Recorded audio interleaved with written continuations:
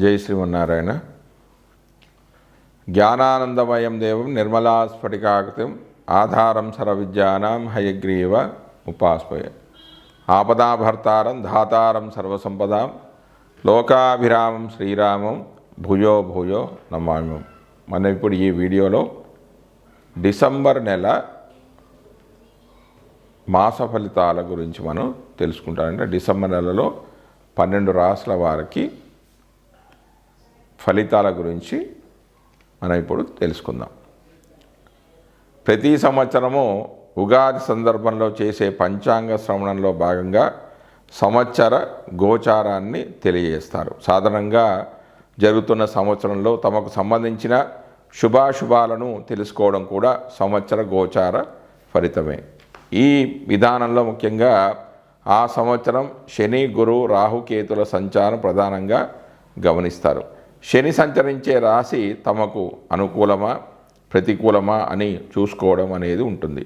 ఈ క్రమంలో తమ జన్మరాశికి శని 12, 1, 2 రాశిలో సంచరిస్తుంటే దాన్ని ఏల్నాటి శని అని, 4వ స్థాన సంచారం అర్ధమాష్టమ శని అని, 8వ రాశిలో సంచారాన్ని అష్టమ శని అనే పేరుతో తెలుపుతారు. ఈ కాలంలో విశ్రాంతి లేకపోవడం, శారీరకమైన ఇబ్బందులు, ఆర్థిక ఇబ్బందులు, కుటుంబ కలహాలు, సౌఖ్యలోపం, ఆకస్మిక నష్టాలు, అనారోగ్యాలు క్రమంలో తెలియజేయబడుతుంటాయి. శని యొక్క దృష్టిని కూడా పరిశీలించడం సాంప్రదాయం. శని తానున్న రాశి నుంచి 3, 7, 10 స్థానాలను చూస్తూ ఉంటాడు. ఆ రాశుల్లో తమ జన్మరాశి ఉన్నప్పటికీ జాగ్రత్తలు తీసుకోవడం అవసరంగా సూచిస్తారు. అంతేకాక శని సంచరిస్తున్న రాశి, శని దృష్టి ఉన్నటువంటి రాశులు తమ జన్మరాశి నుంచి ఏ భావాలు అవుతున్నాయో ఆయా భావాల విషయంలో జాగ్రత్తలు తీసుకోవడం కూడా గోచారంలో భాగమే. శని ఒక్కొక్క రాశిలోనూ 2.5 సంవత్సరాల సంచారం వల్ల ఈ గ్రహ ఫలితాలను అధికంగా గమనించడం అనేది సాంప్రదాయంలో ఉంది. సంవత్సర గోచార ఫలితాల అధ్యయనంలో శని ఫలితం అనేది చాలా కీలకమైనది. గురుగ్రహ సంచారాన్ని కూడా సంవత్సర గోచారంలో భాగంగా పరిశీలిస్తారు. గురువు తానున్న రాశి నుంచి 5, 7, 9 రాశులను చూడడం వల్ల ఆయా రాశుల వారికి అనుకూలతలను తెలియజేయడం జరుగుతుంది. జన్మరాశి నుంచి 2, 5, 7, 9, 11 రాశులో సంచరిస్తున్నప్పుడు ఆర్థిక, సంతాన, వైవాహిక సంతృప్తి, లాభాలను పొందవచ్చు.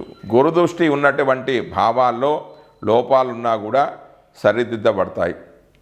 ఆ సంవత్సరంలో ఏ కార్యక్రమాలకు అనుకూలమో ఏ కార్యక్రమాలకు ప్రతికూలమో కూడా గురుగ్రహ గోచారం ద్వారా గమనించవచ్చు. నూతన సంకల్పాలు నెరవేరడానికి, వివాహ, సంతానాది అంశాల్లో పరిపూర్ణత కోసం గురుగ్రహ గోచారం అనుకూలంగా ఉండే విధంగా చూస్తూ ఉండడం సాంప్రదాయం. జై శ్రీమన్నారాయణ. జ్ఞానానందమయం దేవం నిర్మలా స్ఫటికాకృతిం ఆధారం సర్వవిద్యానాం హయగ్రీవ ఉపాస్మహే. మనం ఇప్పుడు ఈ వీడియోలో మకర రాశి వారి యొక్క గోచార ఫలితాలను తెలుసుకుందాం. మకర రాశి వారికి రవి ఇచ్చే ఫలితాలు. మకర రాశి వారికి రవి డిసెంబర్ 1 నుంచి 15 వరకు 11వ స్థానంలోను, డిసెంబర్ 16 నుంచి 31 వరకు వ్యయంలోనూ సంచరిస్తూ ఉన్నాడు. జన్మరాశి నుంచి 11వ రాశిలో రవి సంచరించే కాలంలో చాలా మంచి ఫలితాలు ఉంటాయి. ఖరీదైన వస్తువాహనాలు కొంటారు. దీర్ఘకాల రోగాలు అనేవి నశిస్తాయి. అనేక రంగాల నుండి ధనాదాయం అనేది ఉంటుంది. మనశ్శాంతి, సుఖ సంతోషాలు మెండుగా ఉంటాయి. అధికారుల ఆదరాభిమానాలు లభిస్తాయి. పదోన్నతి, కీర్తి, ప్రతిష్టలు మెండుగా ఉంటాయి.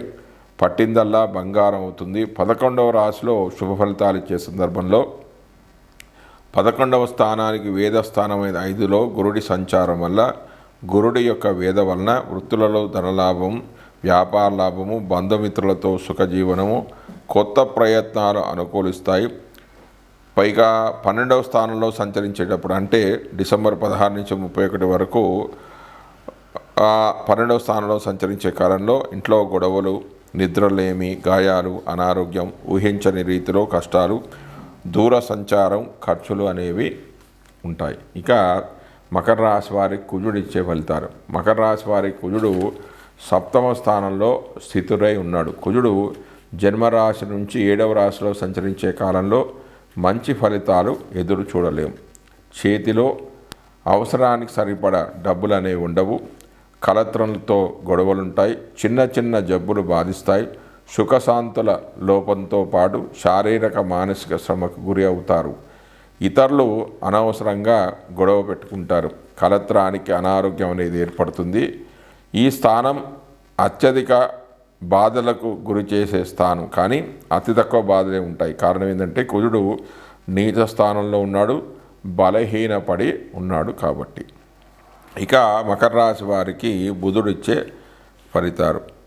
మకర రాశి వారికి బుధుడు 11వ ఇంట సంచారం చేస్తున్నాడు. బుధుడు జన్మరాశి నుంచి 11వ రాశిలో సంచరించే కాలంలో విద్యా వినోద గోష్ఠులలో పాల్గొంటారు. సేవక సుఖం బాగా ఉంటుంది. మానసిక ఉల్లాసం, విశ్రాంతి అనేది ఉంటుంది. బంధుమిత్రుల సహాయ సహకారాలు అంది వస్తాయి. లాభదాయకమైన ప్రయాణాలు చేస్తారు. ధనాదాయ విషయంలో లోపం ఉండదు. కీర్తి ప్రతిష్టలు కొదవ ఉండదు. ఆరోగ్య విషయంలో చక్కగా ఉంటుంది. మంచి మాటగారితనం, ఇతరులతో మంచి సంబంధ బాంధవ్యాలు అనేవి ఉంటాయి. అయితే 11వ స్థానంలో శుభ ఫలితాలు ఇచ్చే సందర్భంలో 11వ స్థానానికి వేదస్థానమైన 8లో ఏమన్నా గ్రహాలు సంచరిస్తున్నాయేమో చూడాలి. ఏ గ్రహాలు కూడా సంచరించడం లేదు కాబట్టి వేద ఏం లేదు. కాబట్టి మకర రాశి వారికి బుధుడు శుభ ఫలితాలని ఇస్తాడు. తర్వాత గురువు యొక్క ఫలితాలు. మకర రాశి వారికి గురుడు 5వ స్థానంలో సంచరిస్తూ ఉన్నాడు. జన్మరాశి నుంచి గురుడు 5వ రాశిలో సంచరించే కాలంలో మంచి ఉద్యోగ అవకాశాలను, పదోన్నతిని కలుగజేస్తాడు. కీర్తి ప్రతిష్టలు ఇనుమడిస్తాయి. సంఘంలో గౌరవ మర్యాదలకు లోటు ఉండదు. సంతానం మూలక ఆనందం అనేది ఉంటుంది. ఇంట్లో శుభకార్యాలు జరుగుతాయి. దైవ కార్యాలలో పాల్గొంటారు. స్వయం సమృద్ధితో ఇతరులకు సహాయం చేస్తారు. బంధుమిత్రుల నుంచి సహాయం అనేది లభిస్తుంది. 5వ స్థానానికి వేదస్థానమైన 4లో ఏ గ్రహాలు కూడా సంచారం చేయటం లేదు కాబట్టి పూర్తిగా ఈ రాశి వారికి గురుడు శుభ ఫలితాలనే అందిస్తాడు. దాని తర్వాత మకర రాశి వారికి శుక్రుడు ఇచ్చే ఫలితాలు. మకర రాశి వారికి శుక్రుడు డిసెంబర్ 3 నుంచి 28 వరకు జన్మరాశిలో సంచరించే శుక్రుడు శుభ ఫలితాలనే ఇస్తాడు. జన్మరాశిలో సంచరించే కాలంలో శారీరక మానసిక వాంఛలు తీరడం, సుష్టైన భోజనము, ఉన్నత పదవి ప్రాప్తి, అత్యంత భోగము, సువాసన ద్రవ్యాలు మరియు విలాస వస్తువులను ఉపయోగించడం, గృహోపకరణాలను కొనడం మొదలైన విలాసమయ సుఖానుభవ జీవితంగా ఉంటుంది. సంతాన వృద్ధి, ధనాదాయం అనేది కూడా ఉంటుంది. తర్వాత శని యొక్క ఫలితాలు. మకర రాశి వారికి శని ఈ నెల అంతా కూడా 2వ స్థానంలో సంచరిస్తున్నాడు. దీన్నే ఏల్నాడు శని అంటారు. అంటే చంద్రాతు 12, 1, 2 స్థానాల్లో శని సంచారాన్ని ఏల్నాడు శని అంటారు. శని దోషాలు ఎన్నిసార్లు వస్తాయి? పుట్టినప్పుడు శని ఉన్న స్థితిని అనుసరించి ఏర్పడతాయి. 15 సంవత్సరాలలోపు వచ్చినప్పుడు శని ప్రభావం ఎక్కువగా ఉండదనే చెప్పవచ్చు. 15వ ఏట వస్తే 45, 75 సంవత్సరాలు వస్తుంది. పుట్టుకతోనే ఏల్నాడు శని ఉంటే దీర్ఘాయువు కల వారికి 4 సార్లు కూడా వస్తుంది. ఇలాగే అర్ధాష్టమ, అష్టమ శనులు తిరిగి వస్తుంటాయి. ప్రతిసారి ఈ ఫలితాలు అన్నీ చెడ్డవి కావు, అలాగని మంచివి అనిగా చెప్పలేము. అయితే మొదటిసారి వచ్చే దానిని మంగు అని, రెండవసారి వస్తే పొంగు అని, మూడవసారి వస్తే కొంగు శని అంటారు. అయితే ఈ రాశి వారికి రెండవ స్థానంలో సంచరిస్తున్నాడు కాబట్టి అది మొదటిసారి వస్తే చికాకులు పనులు మెల్లగా సాగడం, రెండవసారి వస్తే పనులు ఆలస్యం కావడం, శుభకార్యాలు జరగడం, మూడవసారి ద్వితీయ రాశిలో సంచరిస్తే అనారోగ్యము, ధనపరంగా అనుకూలత అనే ఆందోళన అనేవి ఉంటాయి. కాబట్టి వీటిని జాగ్రత్తగా గమనించి ఫలితాల విశ్లేషణ చేసుకుంటే మంచి ఫలితాలు అనేవి ఉంటాయి. దాని తర్వాత రాహు యొక్క ఫలితాలు. రాహువు మకర రాశి వారికి 3వ స్థానంలో సంచరిస్తున్నాడు. పాపగ్రహాలు 3, 6, 11 స్థానాల్లో సంచరించినప్పుడు శుభ ఫలితాలు అనేవి ఇవ్వడం జరుగుతుంది. 3వ స్థానంలో సంచరించే సందర్భంలో 3వ స్థానంలో సంచరించే సమయంలో రాహువు కేతువు కూడా శుభ ఫలితాలను ఇస్తాడు. అవి ఏంటంటే కీర్తి, శారీరక బలము, ప్రజల్లో మాటకు విలువ పెరగడం, ధనలాభము, శోభయాంగ వంటి అనుకూల ఫలితాలతో పాటు భాతృద్వేషం లాంటి ఫలితాలు కూడా కలుగుతాయి. అయితే ఈ 3వ స్థానానికి వేదస్థానమైన 12లో రవి యొక్క సంచారం వలన,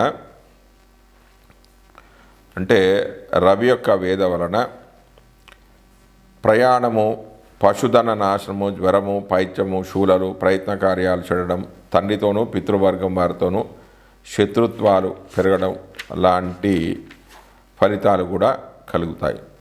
తర్వాత కేతువు యొక్క ఫలితాలు. మకర రాశి వారికి కేతువు 9వ స్థానంలో సంచరిస్తున్నాడు. రాహుకేతువులు 9వ స్థానంలో సంచారం ప్రతికూల ఫలమైనది. దూరదృష్టము, ప్రయాణాలు, ఇబ్బందులు, పశు నష్టము, ధనధాన్య నష్టము వంటి ప్రతికూల ఫలితాలు అనేవి కలుగుతాయి. జై శ్రీమన్నారాయణ.